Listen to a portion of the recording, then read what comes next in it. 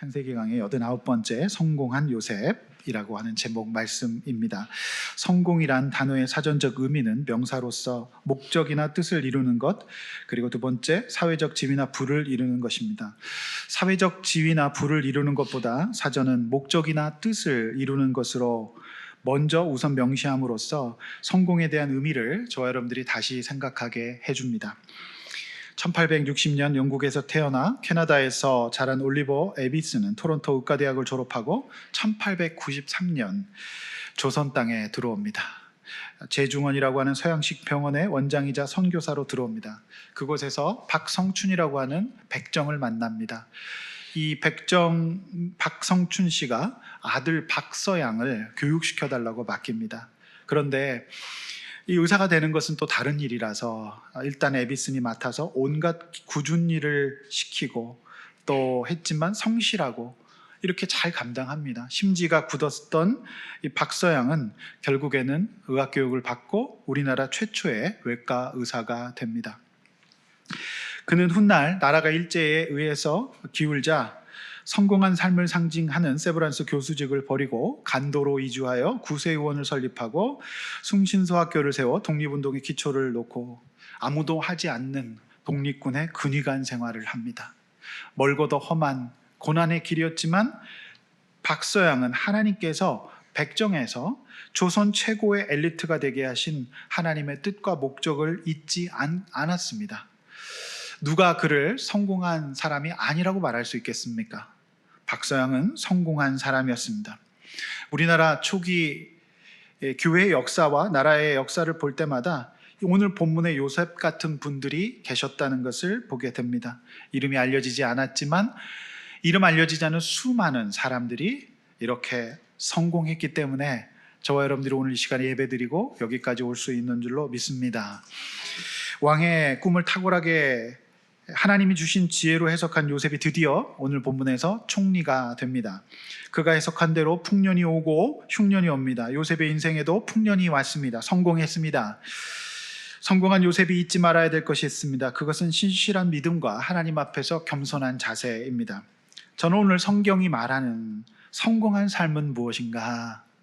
과연 성공은 무엇인가에 대해서 오늘 본문의 근거에서 말씀드리려고 합니다.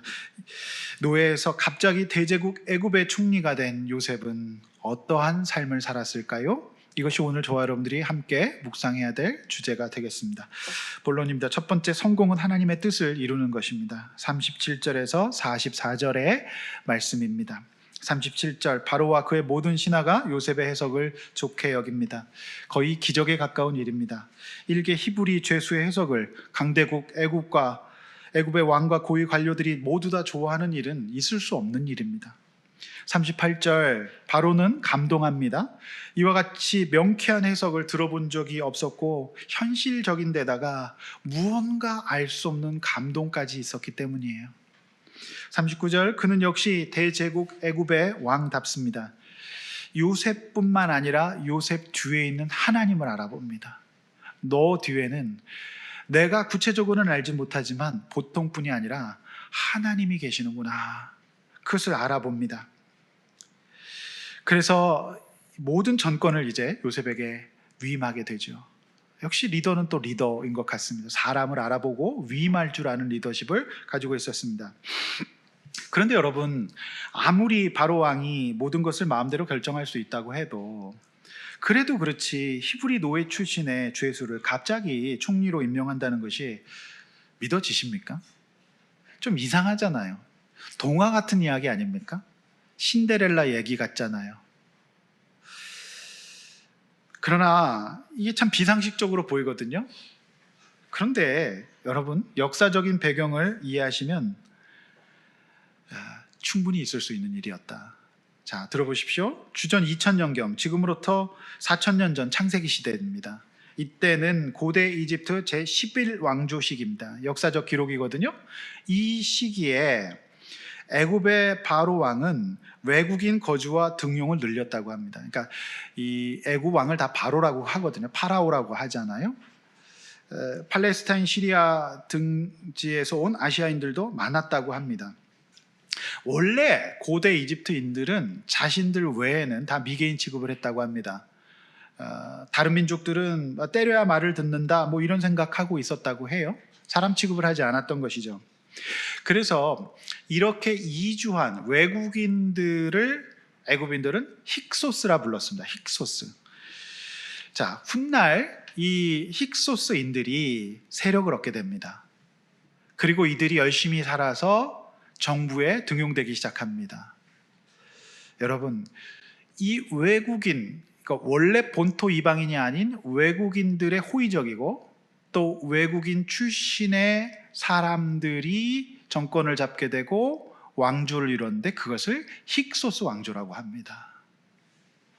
그러니까 이 왕조는 원래 외국인들에게 대해서 열려 있었기 때문에 하나님께서 바로 이 왕조, 힉소스 왕조가 세워졌을 때 친위대장 보디발의 집에 팔려가게 하시고 왕의 감옥을 거쳐서 왕의 꿈을 해석하게 하심으로써 애굽의 총리가 되도록 정치적인 환경, 역사적인 환경, 그 무대를 만들고 계셨다는 겁니다.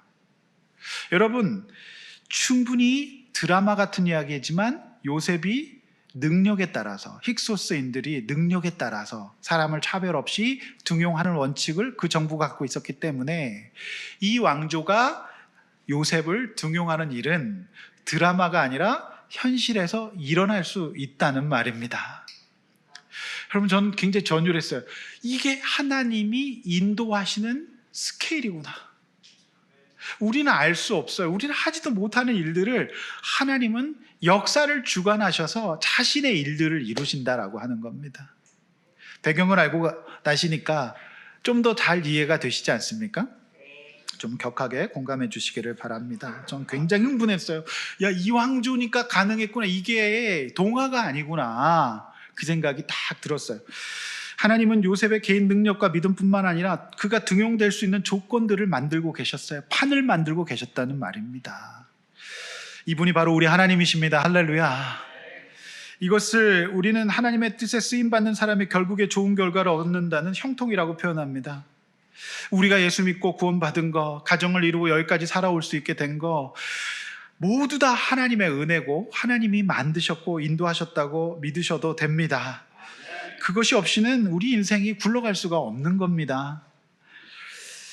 40절, 바로왕은 요셉에게 권능을 주고 경계를 주어줍니다. 다 가능하지만 왕위는 넘보지 말라 이렇게 말합니다. 41절, 바로왕은 바로 요셉을 총리로 임명합니다. 바로왕은 바로 하는 것을 좋아합니다. 좀 웃으셔도 됩니다. 바로 그냥 요셉을 총리로 임명해요. 바로. 애굽의 힉소스 왕정 시대에는 청문회 같은 거 필요 없습니다. 왕이 바로 임명하면 끝입니다. 42절, 왕의 인장 반지를 빼어 요셉의 손에 끼워줍니다. 이 인장 반지는 여기 이제 조단 기능이 있어서 이걸로 찍는 겁니다. 국세입니다. 그리고 세마포 옷을 입혀요. 가장 좋은 옷을 입히는 거죠. 그리고 금사슬을 목에 겁니다. 지금도 가끔 목욕탕 가보면 요셉의 후예들이 있어 금사슬 건 이제 뭐 몸에 문신한 아저씨들 막 이제 보거든요. 요셉에게 향후 14년 동안 비상시국의 결재권을 위임하고 우리가 좋아하는 세마포 옷과 금사슬을 걸어줍니다. 자, 43절, 그뿐만이 아닙니다. 자기에게 있는 버금 수레를 내어줍니다. 버금이 뭐예요? 으뜸과 버금. 으뜸 1호 차는 왕이 타고 버금은 2호 차입니다. 버금 수레를 탑니다. 44절, 바로왕은 요셉에게 실질적 국가 운영권을 위임해 줍니다. 요셉의 인생의 한순간에 죄수에서 성폭행 미수범에서 갑자기 수직 상승하는 소위 엘리베이터를 타게 된 겁니다. 엘리베이터 타고 싶으시죠? 여러분의 인생도 엘리베이터를 탈 날이 있을 줄로 믿습니다. 네, 싫으면 말고요. 어쨌든 이런 놀라운 일들이 갑자기, 이거는 너무 수직 상승이에요. 이건 정말 엘리베이터 아니면 설명할 수가 없습니다. 성도 여러분, 근데 이 대목에서 우리가 묵상해 봐야 될 내용이 있어요. 모든 사람들이 요셉이 받은 이 복을 받고 싶어 합니다. 버금수레와 금사슬과 세마포 옷과 권력을 얻고 싶어 해요. 승진하고 싶어 하죠. 엘리베이터 다 타고 싶어 합니다. 사람들은 무조건 이것을 구합니다. 돈, 풍부한 재정. 그 다음에 이제 이것이 해결되면 그 다음으로 이 자본의 달콤한 혜택을 누려보고 싶어요. 그래서 좋은 옷도 사고 이런 금부치도 사고 이렇게 하고 싶지 않습니까? 아닙니까?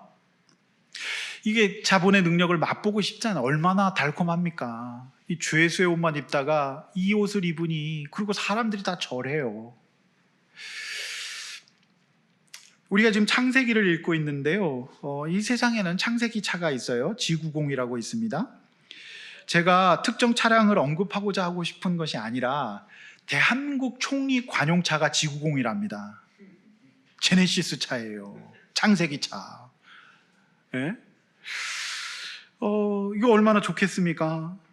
이게 이제 금은보와 취향을 쫓는 미학을 추구하잖아요. 예. 이제 이것마저 다 누리고 나면 사람 뭘 얻고 싶은지 아십니까? 권력을 얻고 싶어요. 한번 휘둘러 보고 싶어요.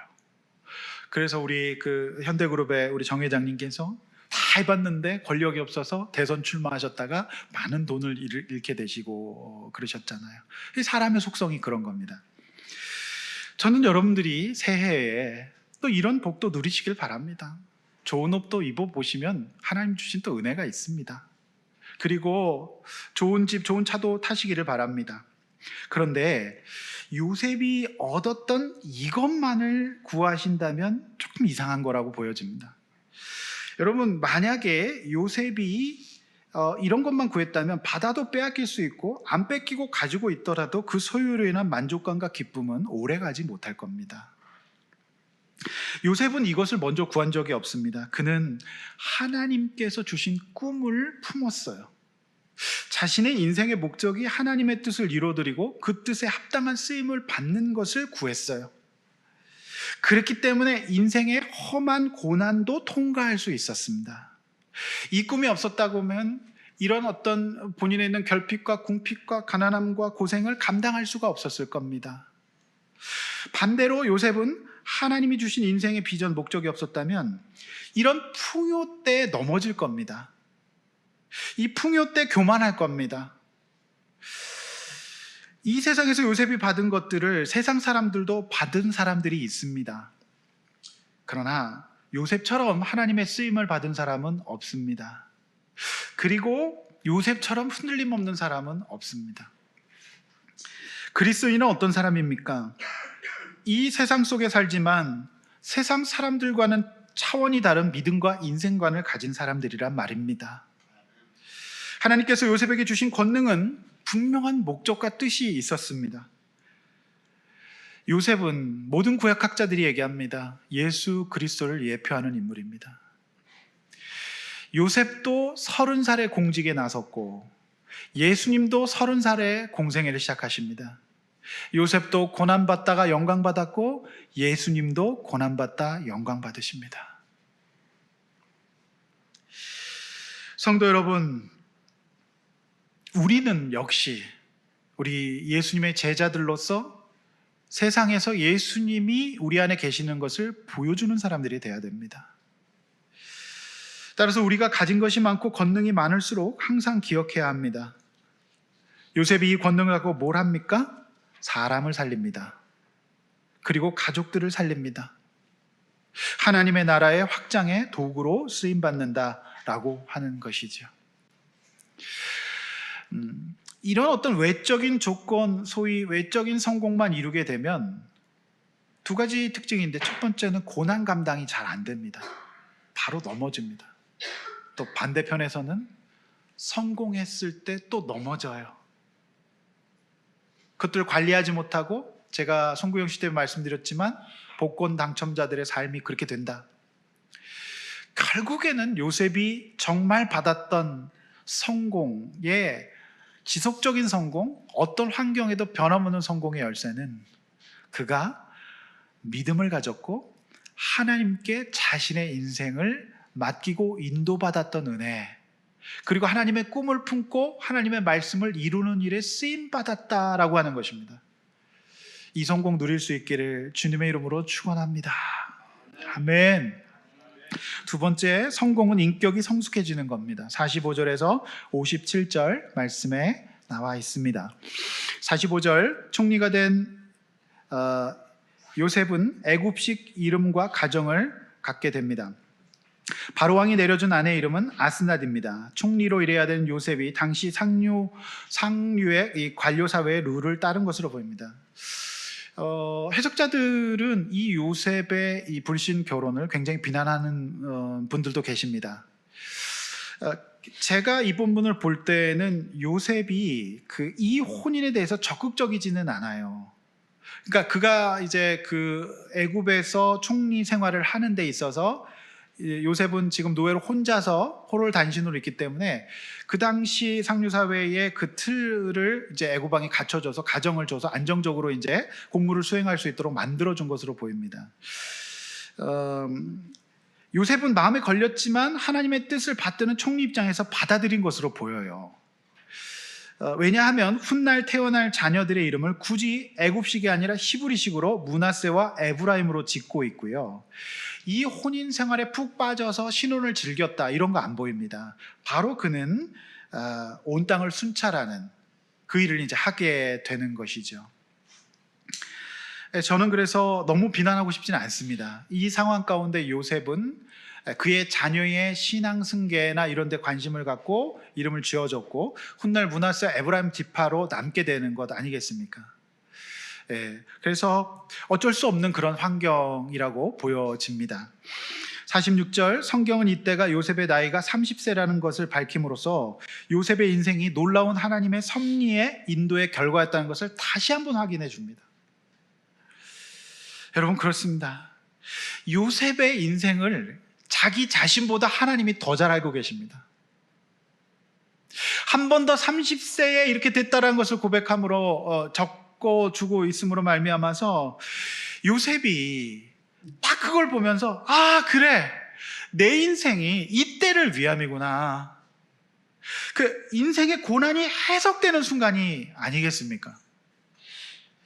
자신이 볼 때 고난이 있었고 잊혀짐이 있었고 버림받음이 있었고 참혹한 상처가 있었습니다.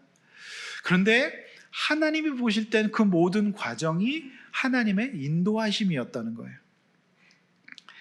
새해에도 어떤 환경 속에서도 믿음으로 주어진 삶을 최선을 다해 사시기를 바랍니다. 하나님이 여러분의 때를 누구보다도 잘 아시고 정확하게 인도하고 계신다는 것을 믿으시기를 바랍니다. 여러분 그때 이런 질문을 우리가 해볼 수 있습니다. 또 자, 요셉이 이제 총리가 된 뒤에 첫 행보가 뭐예요? 바로 순찰 나가잖아요. 그런데 여러분 너무 인상적이잖아요. 만약에 여러분이 이제 총리가 됐으면 제일 먼저 뭐부터 하시겠습니까? 생각해 보십시오. 네, 일부 예배 드리신 분들은 보복이라고 말씀하셨습니다. 여러분 요셉이 하나님 앞에서 자신의 내면이 정리되지 않았으면 제일 먼저 뭘 했냐면 보디발의 아내 처단하러 갈 겁니다. 보디발의 집을 쑥대밭으로 만들 겁니다. 왜요? 자신에게 누명을 씌웠고 성폭행범으로 몰아쳤으니까요.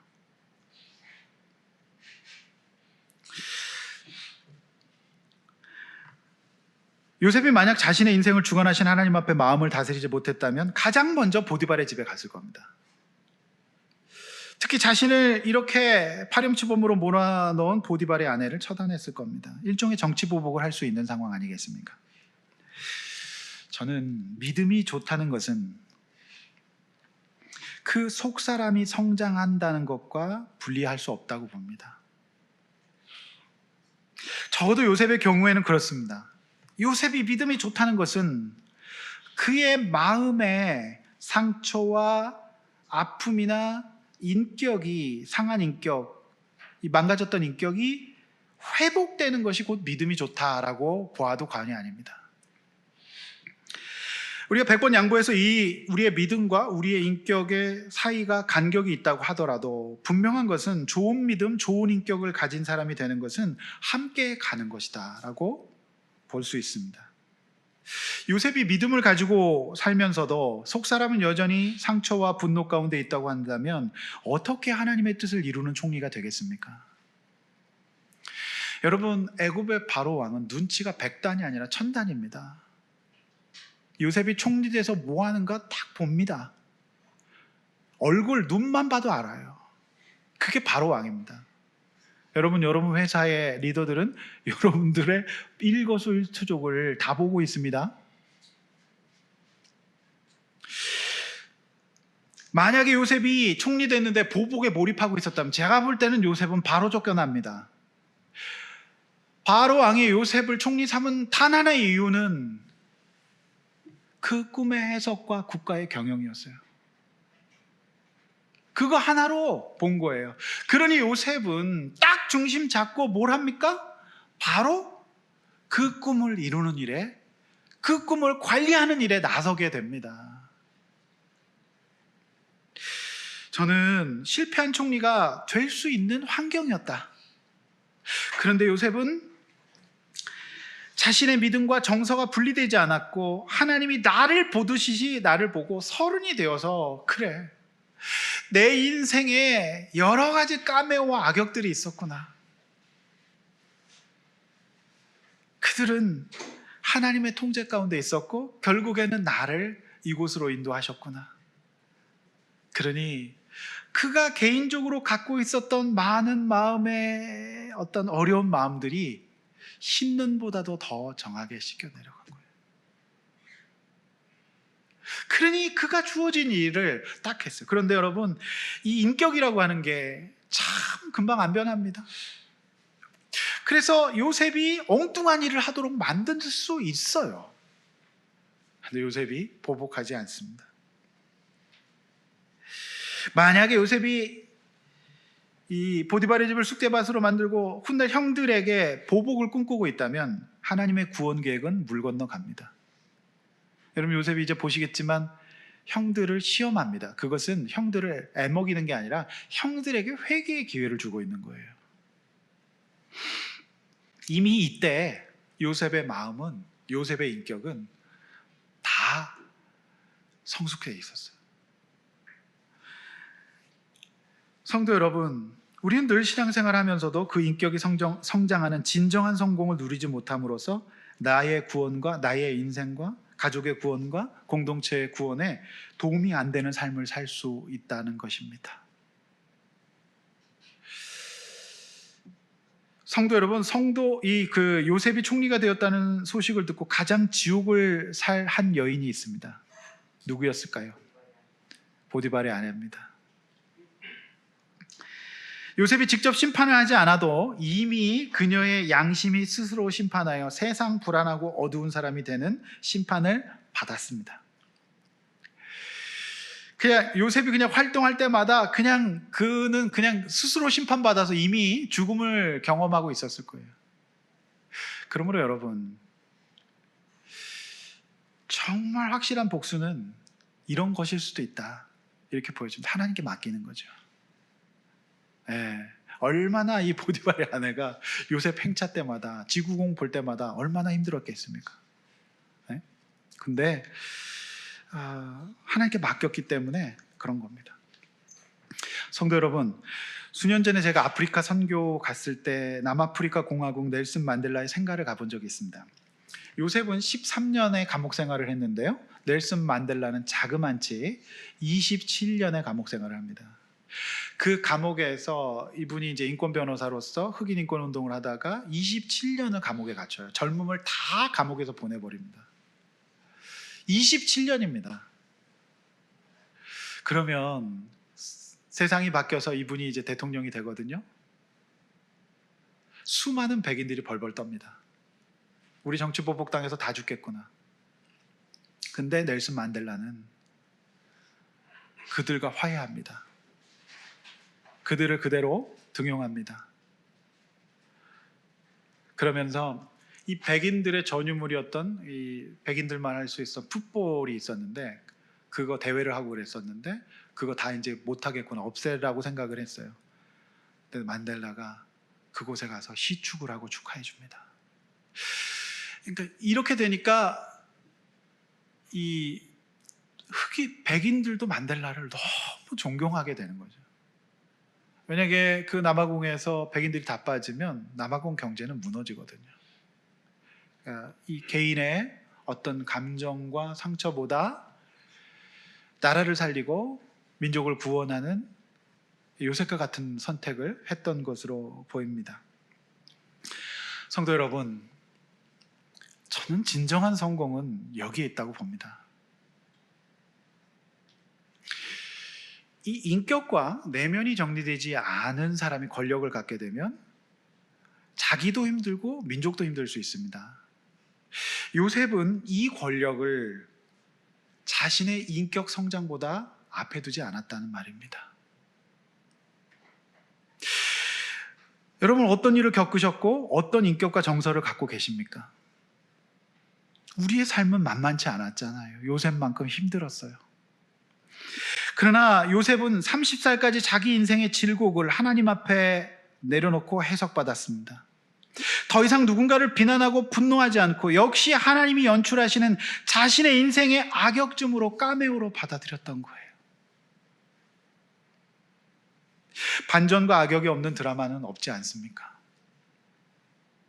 제가 청년 때 EBS 사춘기라고 하는 드라마가 너무 좋더라고요. 이걸 많은 아이들이 보면서 용기를 얻고 힘을 얻었어요. 그래서 제가 내가 작가가 되겠다고 시험 보고 제가 여의도에 드라마 작가 교육원을 다니지 않았겠습니까? 전도사인데. 근데 제가 그때 본 작가 지망생들은 거의 정상이 아니었습니다.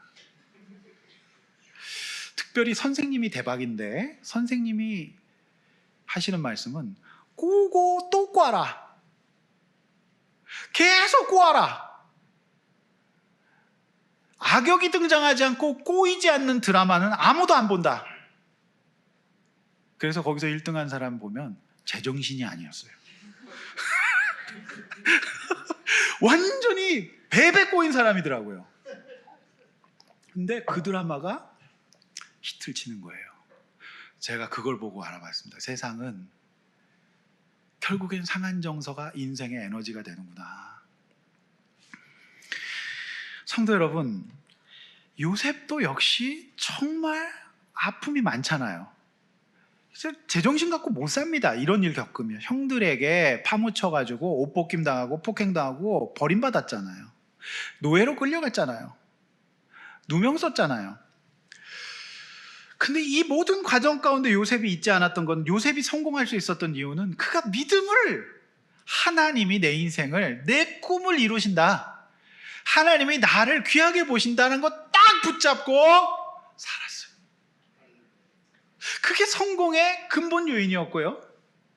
그리고 그가 이제 2년 숙성 기간 갖고 이러면서 결단을 한 거죠. 이때가 하나님의 때였구나. 그러니까 내 인생에 많은 까메오 악역들을 미워하는 에너지로 인생을 푼 것이 아니라, 그저 자기에게 주어진 하나님 앞에서의 권능은 거기에 속지 않고 자신의 내면과 인격을 정말 이 흰눈처럼 깨끗하게 하여서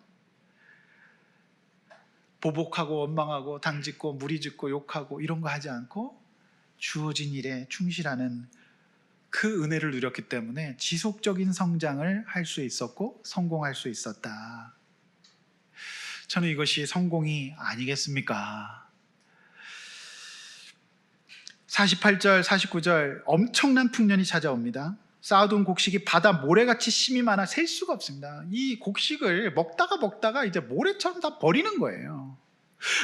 너무 많아요. 여러분, 돈이 모래알처럼 많다. 정말 재벌들은 그럴 수 있는가 봐요. 그러니까 그 수가 한이 셀 수가 없는 돈입니다. 이게 너무너무 이게 풍요로우니까요. 이쯤 되면 인간은요, 흉년 잊어버립니다. 말씀 잊어버립니다. 그리고 교만할 수 있어요. 이거 다 내가 한 거다. 나니까 이런 일이 있다. 그러나 요셉은 잊지 않았어요. 하나님이 알려주신 대로 그걸 관리했어요. 그리고 각 성읍 창고에 잘 저장해 뒀어요. 그러니 이렇게 모래알처럼 셀 수 없는 곡식을 저장을 잘 해놨기 때문에 원금가처에서 다 와도 충분히 먹을 수 있는 겁니다. 제 친구 목사님 시골 집에 가보니까 지금도 정부 양곡 저장 창고가 있더라고요. 여러분 아시는 분은 아실 겁니다. 농촌 출신 분들은. 농촌에요, 정부 양곡 저장 창고가 있어서 농가에서 그거를 관리하고 관리비를 받으셔서 노후를 하시더라고요. 그러니까 이제 정부 양곡 저장 창고. 제가 이번 부분 그 생각 났어요. 요셉이 4,000년 전에 제안했던 정책이 아직도 대한민국에서 먹히고 있구나. 정부 양곡 저장 창고 아세요? 모르세요? 있어요. 정부에서 흉년의 때를 대비해서 지금도 저장시키고 있다는 말입니다. 처음 들어보셨나요? 저는 봤는데. 그러니까 그게 노후가 되더라고, 어르신들의. 그거 이제 쥐만 잘 쫓고 이러면 되거든요. 진정한 성공의 측면입니다. 이건 뭐예요? 성공에 도취하지 않고 대비하고 하나님 앞에서 겸손한 탁월한 인격의 소유자가 되는 거예요. 이런 요셉의 내면 성숙으로 말미암아 이제 다가온 흉년 가운데서도 더 큰 풍년을 누리게 되는 거죠. 여러분, 진짜 성공은 흉년에 더 큰 풍년을 누리게 되는 겁니다. 이게 진짜 성공이죠. 하나님 말씀을 잊지 않는 믿음에 근거한 겸손과 성숙한 인격이야말로 지속 가능한 성공의 필수 요소라고 하는 겁니다. 여러분, 이 성공 누립시다. 할렐루야. 이것이 기독교, 우리 성경이 말하는 성공의 크기와 깊이입니다. 어찌 여러분 단순간의 엘리베이팅이 우리에게 성공일 수 있겠습니까? 여러분, 성공하셨습니까? 성공이란 즉 여러분 상처와 미성숙한 인격에 머무르지 마시고 하나님 앞에서 므낫세가 되시는 겁니다. 저는 므낫세가 너무 좋습니다. 므낫세가 너무 좋아요. 여러분 50절 52절 보십시오. 요셉은 그 자녀의 이름을 하나님께서 나의 모든 고난과 가족의 상처를 잊어버리게 하셨다, 므낫세. 그리고 하나님께서 나를 은혜로 여기까지 성공하게 하셨다, 에브라임. 진짜 성공은, 여러분, 진짜 성공은 나의 모든 고난과 가족의 상처를 잊어버리게 하는 므낫세가 되는 거예요. 요셉이 이게 된 겁니다. 그러니까 보복하고 미워하다가 시간 보내지 않죠. 권력을 휘두르지 않죠. 저는 최고 오늘 우리 용인동인교회 모든 성도님들이 받아야 될 은혜는 므낫세 은혜라고 생각합니다. 여러분, 우리가 므낫세가 안 되어서 교회 안에서도 므낫세가 안 되면 어떡하겠습니까? 오늘날 교회 문제들은 다 여기서 생기는 거 아니겠습니까? 성도 여러분, 므낫세 은혜를 받읍시다. 이게 진짜 성공이에요. 요셉이 받았던 성공, 여러분 그거 이 사람 수많은 총리들이 있었습니다. 진짜 성공은 그 마음이 모든 상처가 잊어지는 은혜. 세상에 어떠한 의사와 치료 방법도 줄 수 없는 하나님의 은혜가 있었던 것이죠. 그 은혜를 받아 누립시다. 그리고 요셉이 성공은 뭐예요? 이거 다 하나님의 은혜로 여기까지 성공하게 하셨다, 에브라임. 그 은혜가 있기를 원합니다. 그래서 요셉이 53절 57절에 넘쳐났던 풍년이 그치 흉년 와서요, 많은 사람들을 살리죠. 진짜 성공은 요셉이 자기도 살고 남도 살리는 거예요. 그게 그리스도인입니다.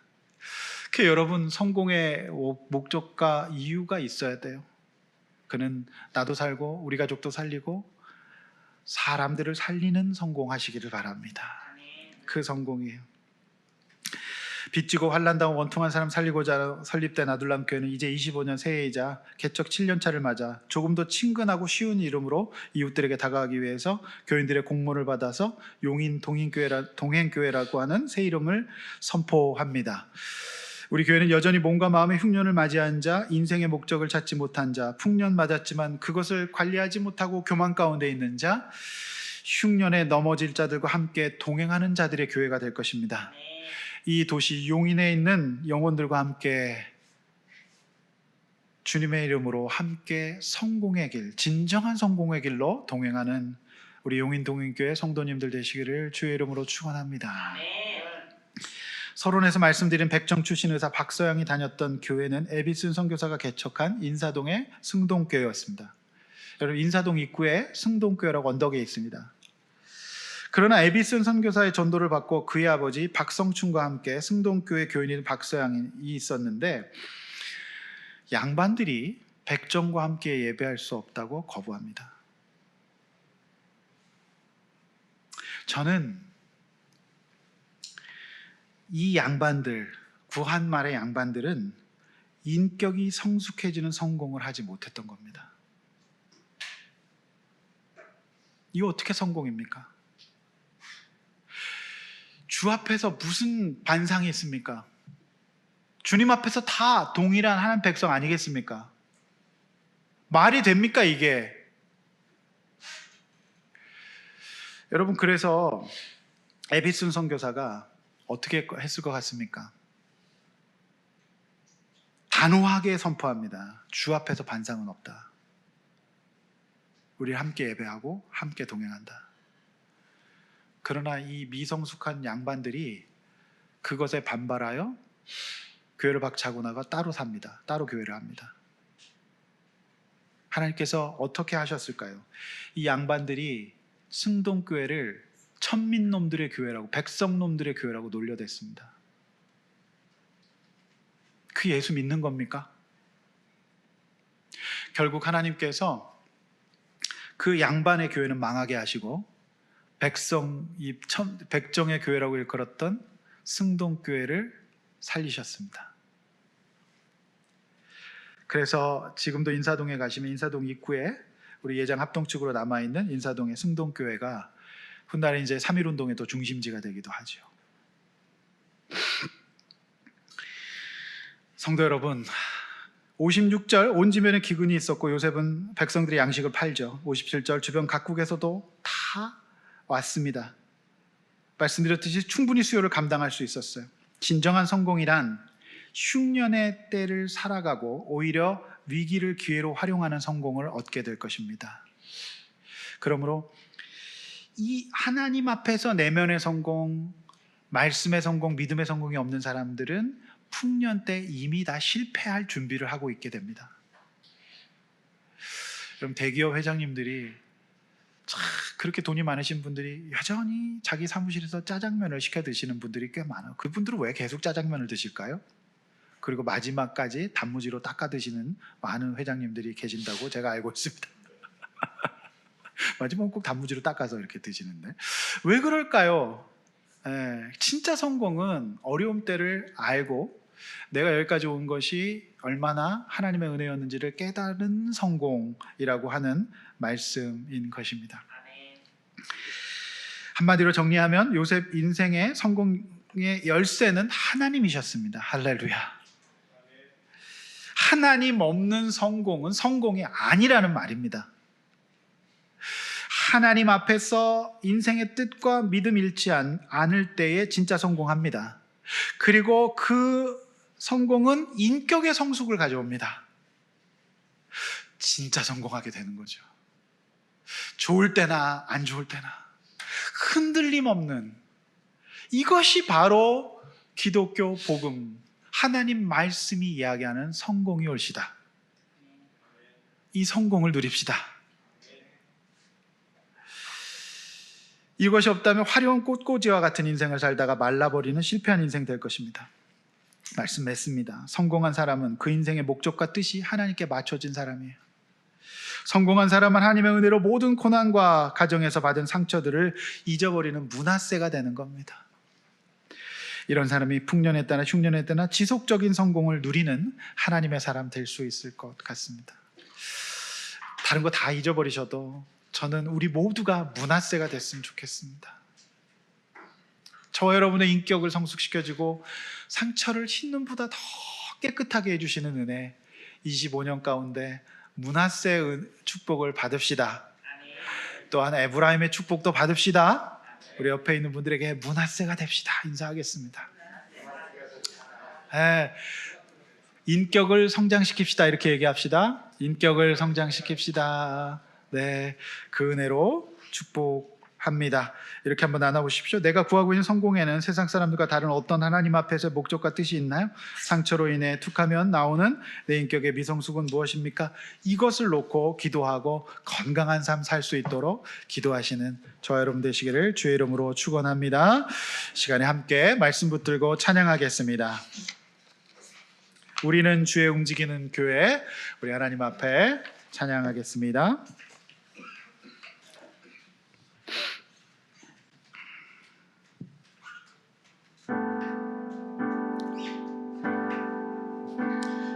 우리는 주의 움직이는 교회, 이곳은 주님을 위한 자리. 내가 기도하는 모든 것 위에서 하나님 예배받은 교회 안에 나의 노래로 주님의 성전을 지으리. 높임을 받으소서. 이스라엘 찬송 중 거하신 주님은 거룩하십니다. 두 손 들어 주님의 보좌를 만들고 온 맘 다해 경배하리. 구름 날개 사이에 임하신 것처럼 내 위에 임하소서. 우리는 주의 움직이는 교회, 우리는 주의 움직이는 교회, 이곳은 주님을 위한 자리. 주님과 함께 동행합시다. 가기 도하는 모든 땅 위에서 하나님 예배받을 그날을 고대하네. 하나님 우리가 이곳에 섰으니 이 땅을 우리가 므낫세가 되게 하여 주시옵소서. 하나님 우리가 어디에 있든지 주를 높이리라. 맘들아 주님을 송축할지어다. 그 발 아래 입맞추라. 영원한 통치자 주 예수 그리스도, 그는 위대하신 왕. 우리는 주의 움직이는 교회, 이곳은 주님을 위한 자리. 내가 기도하는 모든 땅 위에서 하나님 예배받을 그날을 고대하네. 아멘. 우리 시간에 함께 가슴에 손 모아 기도합시다. 여러분, 우리가 새해를 맞이했습니다. 새해에는 하나님, 우리의 인생을 주관하시고 인도하신 하나님 앞에서 내가 그 은혜로 므낫세가 되게 하여 주시옵소서. 하나님, 내가 이렇게 참으로 건강한 사람 되게 해주시고 보복이 아니라 사랑과 은혜로 하나님 앞에 맡겨서 승리하는 인생 되게 해달라고 기도하시고, 또한 저는 우리 모든 성도들의 삶 가운데 에브라임의 축복이 있기를 원합니다. 하나님, 우리가 이 두 축복 받게 해달라고 주 한번 외쳐 기도합니다. 주여